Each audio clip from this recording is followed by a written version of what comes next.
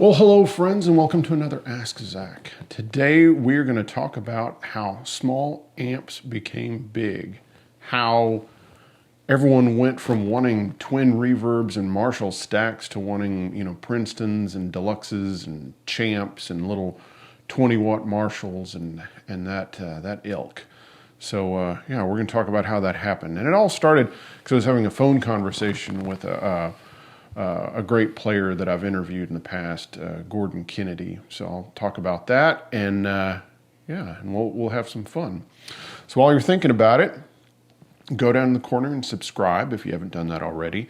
Also, if you enjoy the episode, please remember to hit the like button so that it, of course, it helps the algorithm. Also, I really appreciate people supporting the channel. There's tip jar information in the description.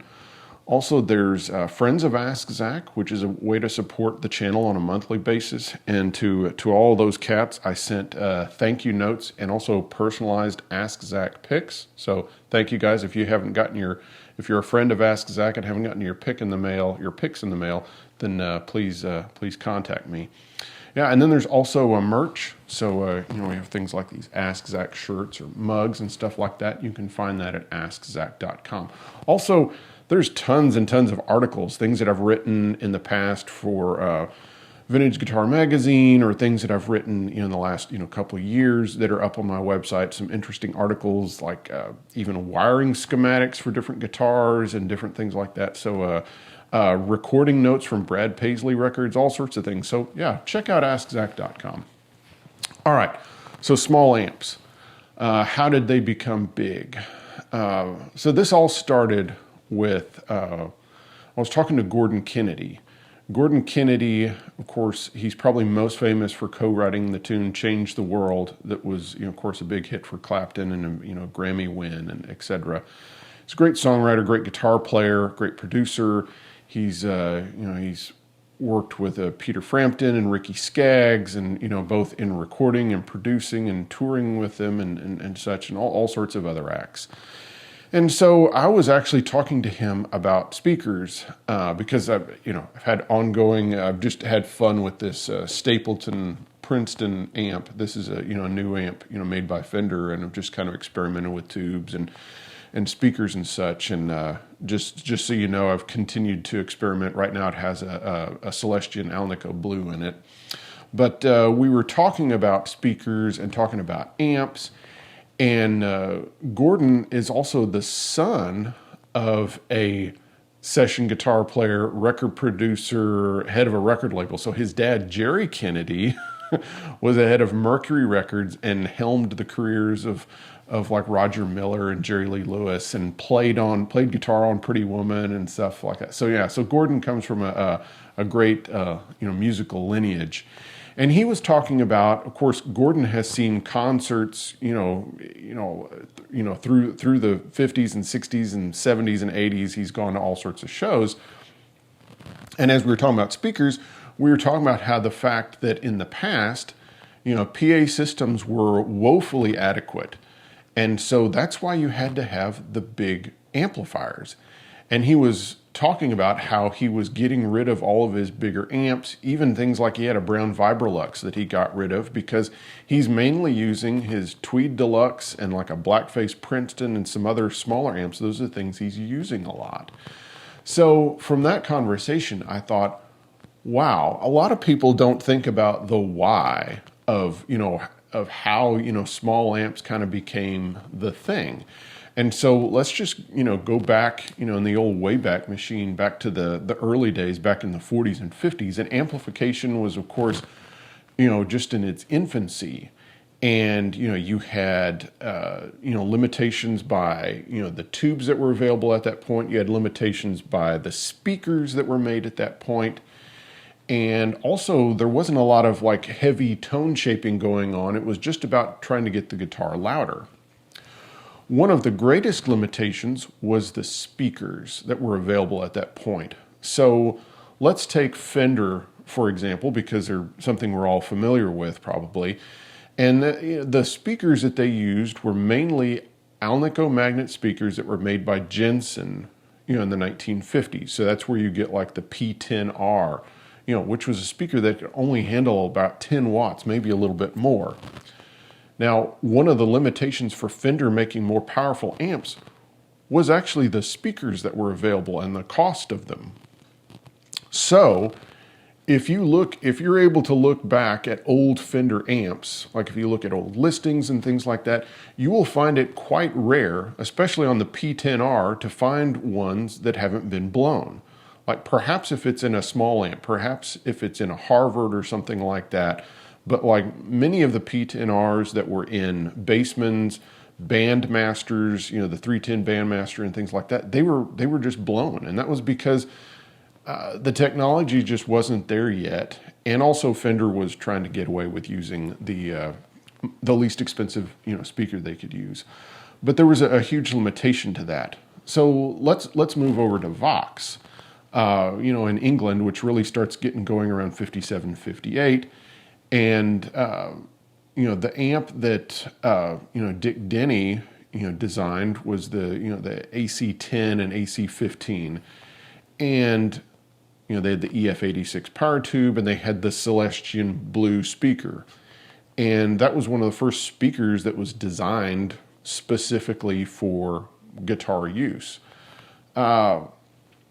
So with that, again, you have these small amps. And just an aside, on those old amps, like the Vox, the early Voxes and the Tweed Fenders, the controls are on the top, and the way you would read them is from behind the amp. And that's because that's the way they designed them to be. They designed the amps to be in front of you because the guitar amp was what was going to carry, your guitar sound. In this day and age, we're so used to everything being mic'd up, we don't think about the fact that most of these old amps were designed to go in front of the player and to be the only amplification that was available for that instrument. It wasn't going through a PA. So, yeah, you have this whole emphasis on the amp is going to carry my guitar sound to whatever audience I'm going to play. So again, you have the limitations of speakers and such, but everything kind of keeps moving forward. In the early 60s, you have the switch over to ceramic being used more, which was heavier, but also it was cheaper because of the Cold War and things going on. So amps start getting bigger, they start getting more powerful, and the only way they're able to do that is by using multiple speakers. So you have, and again, this has to do with the places that guitar players were playing were getting bigger. So you have, like in England, you have the Shadows playing with Cliff Richard, and they're using AC-15s. Well, they can't hear themselves over the crowd. Sound like a familiar thing? This is kind of an ongoing thing that happens all throughout the 60s. So they have to create the AC-30, which is basically a double AC-15 with two speakers. And it kind of, the development keeps going on like that. And then after, of course, Cliff Richard and the Shadows, then you get up to the Beatles. And even by the time they come over to the US, they're not even using AC-30s anymore, except maybe to record some. When the Beatles come to the US, they're already using the AC-50, and it's a head and cab. And it's all because, why? PA systems are not adequate. The PA system is only carrying the vocals. So if you look at any old footage of the Beatles, or practically anyone performing in the 1960s, you will see microphones that are being used for the voice, but there are no microphones on anything else most of the time. So as audiences get bigger and louder, and they're screaming more, which is kind of the thing. I guess that kind of goes all the way back to like Frank Sinatra. People were screaming for him, and of course they screamed for Elvis, and they screamed for Cliff Richard and the Beatles, and on and on. The amplifiers had to get louder and louder and louder. Also, at the same time, just a brief, rabbit trail on this, drums were doing the same thing. So drum kits were smaller. So if you look at bands playing in the 50s and 60s, they have what's called like a jazz kit, a cocktail kit, or something like that. So you have a much smaller bass drum, and you have, much less cymbals. You don't have as many toms and things like that. So think about Ringo Starr. Think about, watching Elvis, watching his drummer play and the little kit that he has. Well, also with drums, the same thing is happening. There's starting to be a push because the drums aren't being amplified either through the PA. They're not being mic'd up. So drums are getting bigger and bigger. Bass drums are getting bigger. More toms. The toms are getting bigger. Again, it's all about creating more volume because the PA systems are not able to do that, and no one's micing up individual instruments. So this goes on throughout the 60s. You even see like Hendrix and others, most of the time, again, there's not a mic, anywhere except for the vocal. By the time you get into the 70s, there starts to be more of a push. You have bands like the Grateful Dead and others that are pushing for better PA systems and a clearer sound. So then you start to see the beginning of amps being mic'd up, drums being mic'd up.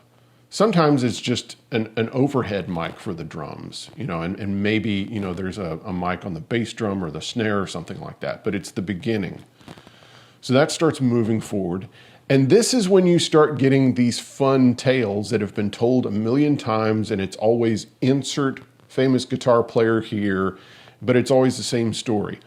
I saw so-and-so, and they had these stack of amplifiers, but none of them were actually on. They were all on standby just so the lights would be on. And backstage, they had a blank, insert small amp here, that was mic'd up, and that was the sound you were actually hearing. Okay, so that's kind of the beginning of that thing, and it kind of goes into the 80s. And again, there's still bands playing through Marshall stacks and things like that, and hair bands, and all sorts of different bands that are doing that. But you're starting to see that amps are now really being mic'd up. So, I mean, if you see any footage by the time you get to the 80s, bands are, the drums are mic'd up, the amps are mic'd up, at least they're getting a DI off the bass or something. So that starts to become the norm. Well, so what you see is you start to see, the move back to smaller amplification where you see less full stacks. You see it's more, half stacks, twins, and things like that. As a guitar player that, started, really getting, serious about guitar playing by the mid 80s, I can tell you that, just from my own experience, that the emphasis was very much on at least a 100-watt amp, to the point of little amps were not taken seriously at all. So, during all this time that we're talking about where amps weren't really, mic'd up that much, a Princeton, a Deluxe, even a Vibrolux, a lot of these amps were not taken seriously as a serious guitar amp, unless it was like, I guess, Roy Buchanan would be one of the few that, but he was mic'd up when he played bigger places. And of course, when he was playing clubs, he would turn the amp around and turn it up to 10. But even in the 1980s, small Fender amps were not taken seriously at all. A Princeton, that was a practice amp. And it was, so if you found a used blackface Princeton, maybe $200. Okay. If you found a used blackface Deluxe, again, like $250 or something like that. I had a brown Deluxe. So it was a 61 or 62. It still had the leather handle on it. And I got it from one of the guys. He was an elder at the church that I was going to at the time. It was an Assembly of God church. And he sold me a brown Deluxe for $50. And I had it and I liked it. But the problem was that I was using it to play with the jazz band that I was in at high school. There was the high school jazz band. And when it got loud enough to be heard over a huge, horn section and drums and bass and keyboards, it was distorted, which was fine for some soloing, but it wasn't fine for when I was comping chords on like a swing tune. So I ended up deciding to get rid of the amp. As cool as it sounded, it wouldn't cut it for me. So I remember taking that amp around Corpus Christi, Texas, and none of the shops even wanted the amp at all. They wouldn't even take it on a trade-in. And again, this is around 1991, 92, around there. And it was just not taken seriously because it wasn't a serious amp. I mean, it was like nobody wanted it. And it was hilarious. And it was the same thing with like Deluxe reverbs. Again, still, they just weren't worth a bunch of money. So then moving on, of course, I moved to Nashville in the early 90s. And when I showed up in town, the attitude was you had to have two amps, you had to be going in stereo, and it had to be two big amps. So when I say big amps, it had to be like two AC30s, two matchless amps, two twin reverbs. I mean, that was the thing. And if you didn't have those, you weren't taken seriously, playing live or even in the studio. You were expected, unless you were going to do some weird lap steel part or something like that, you were expected to have these big, have two big amps. And it was just the attitude. And Deluxe reverbs were not cool unless, maybe you were just recording and it was just some little clean part that you were doing on a demo session or something like that. But they were, it was not really accepted. But then the big change that happened in Nashville was they had these in-ear monitors that became, that started, entering the world. And all of a sudden, people wanted clean stages, okay? So all of a sudden, they wanted a stage that had, had set pieces and things like that, and they didn't want to have amps out there. They wanted a clean stage. And also more and more sound men wanted to have more control over the sound. So that basically when they pulled the fader back, they didn't want to hear anything at all. So, things started going direct. Now, things had been going direct in Nashville all through the 80s, but they started going direct also live. And you started having this push toward amps being, put backstage behind drum risers and things like that. So that's kind of where the evolution of this happened, where amps got bigger and bigger because they weren't going through the PA. By the 80s, they start going through the PA. And by the 90s, with the advent of, of course, much better PA systems, and you start to have the advent of in-ear monitors and such, you get to the point where, why am I using a big amp? I mean, what is it doing for me? Now, yes, I will acquiesce that, there's a sound to a 100-watt plexi, and a 50-watt plexi doesn't sound the same. And yes, there's a sound to an AC30 versus an AC15. There's a difference. When you start having a quad of power tubes and the different transformers and things like that, yes, there is a different sound. A twin sounds very different than a pro reverb. But it got to the point where, why do I need to be carrying around a big, loud amp? I can carry around a 20-watt or less amp and be very fine and be plenty loud because it's going to be mic'd up. And over half the time now, we're using in-ear monitors. So why do I need to be carrying around a big, loud amp? What is it going to do for me? It becomes where it's just a rarefied actual need, and need's a strong word there, but you have to be a really big act, and mainly a guitarist, a guitar player, singer, like a Brad Paisley, a John Mayer, a Clapton, or something like that, to need, bigger amps. Frankly, I saw Clapton this last year, and he was amazing, by the way. And I was kind of worried because he's like 75 years old, but he sang great, played great. He played the same guitar the whole night. He had one like kind of dark blue Clapton Strat, and he had he did play, of course, his signature model Martin acoustic for an acoustic segment, but then the guitar never, left the stage. There was no, guitar techs coming out and doing changes all the time. It was actually really beautiful just to see that. But amp wise, he had a 310 Bandmaster. So I believe this is what I've been told is that this is an amp that Fender made for him, and then Dumble, modified it, hot rodded it or whatever. But still, you're talking about a 35 watt amp. And there's a second one on stage just as a backup. And he's playing, I saw him at the arena here in Nashville at Bridgestone. And it's like, it's mic'd up, and it's, it was great. And the opening act was Jimmy Vaughn. And Jimmy Vaughn was playing through like a 410 Bassman, and it was mic'd up, and it sounded glorious. So, yeah. So the switch, was made, and all of a sudden it was like, why do we need big amps? I don't need to be destroying my hearing. Already, we need to be protecting our hearing anyway. And it's like, why do I need to be carrying like some gigantic amp that's just going to be detrimental to me?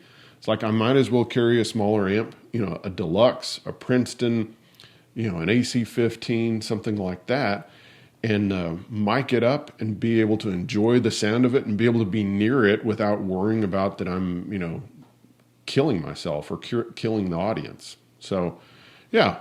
So that's kind of how that happened. And, I think it's a fine thing. Now the whole going direct thing, that's a whole nother thing. And I'm going to have an episode about that because I'm basically being forced to go direct on a gig coming up. I'm going to be playing a show in Vegas with my buddy Paul Bogart, and it's a fly date, and the amp rental thing has been really hinky. So I'm going to end up going direct. I'll do a whole episode after I do that. But yeah, so embrace the small amps, enjoy them because they're a lot of fun, and it's really nice to have amps that get a great sound at a lower volume, that you can actually turn them up some instead of having some big amp that you have on too.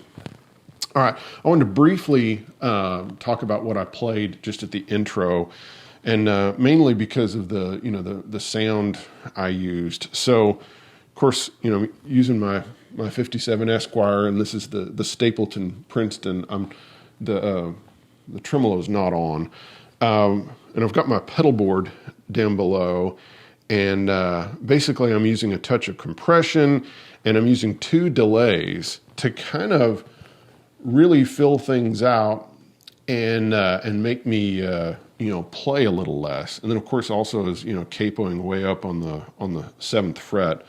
So this is kind of the sound.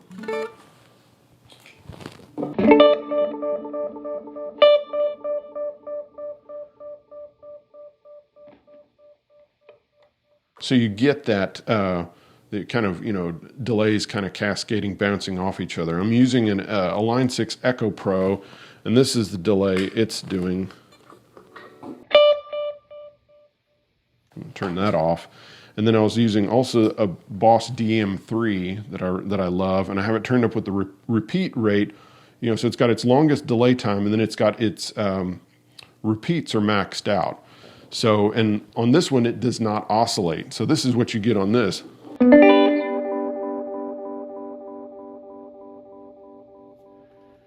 And it's just nice to have that to kind of fill things out to where you feel like you don't have to play a million things, and you can play something kind of simple and maybe do a little bit of a run or two,